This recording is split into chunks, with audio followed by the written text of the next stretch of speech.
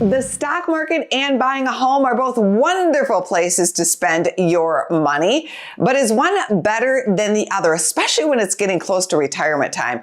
We're getting some common sense from Craig Bolanos, a co-founder and wealth advisor at VestGen. Craig, what are your thoughts about paying off a home versus putting money into the market? Well, Angela, you're right. You have to live somewhere. And maybe by some people's persona, it's better to pay rent to thyself than pay rent to a third party. That's the argument for home ownership, but it's not that clear and simple. I think, Angela, what viewers all across this country want to know is, can I share some common sense on whether or not they should pay off that mortgage going into retirement, or they should consider keeping it, especially knowing there's a large swath of Americans that have mortgages under 3 and in some cases under 4. That's what you're really hinting to, isn't it, Angela? It is, because some people with very low interest rates on a mortgage or taking advantage of tax advantages of a mortgage may find that it's better to keep that mortgage going and not put money into the market.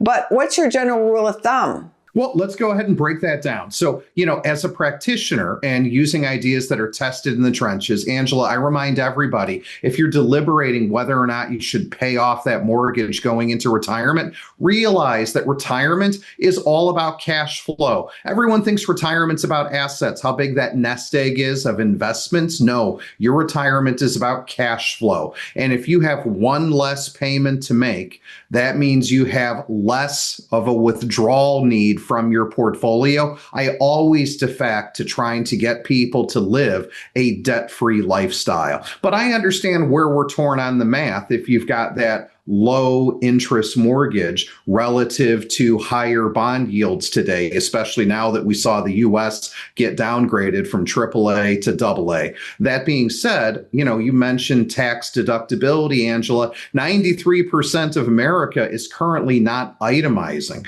And as a result of not itemizing, I challenge a lot of American taxpayers to really look and see, if you don't have a Schedule A, then you're not deducting your mortgage interest. But wait, Angela, maybe that's about to change, because when they renew the Tax Cut and Jobs Act, called the Big Beautiful Bill, and I do think that's going to get done, there's rumors that we're going to increase the SALT cap from 10,000 to 30,000. If that happens, we're going to all of a sudden put a lot more people into the itemization camp. So, Angela, score all this together. What does it mean?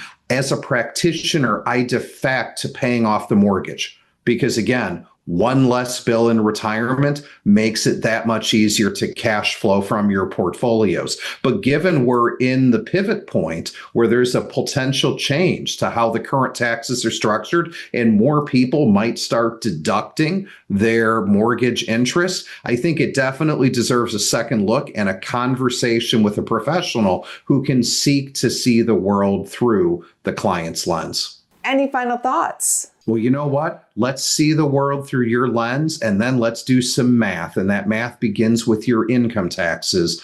Connect with us online at getretiredstayretired.com. That's getretiredstayretired.com.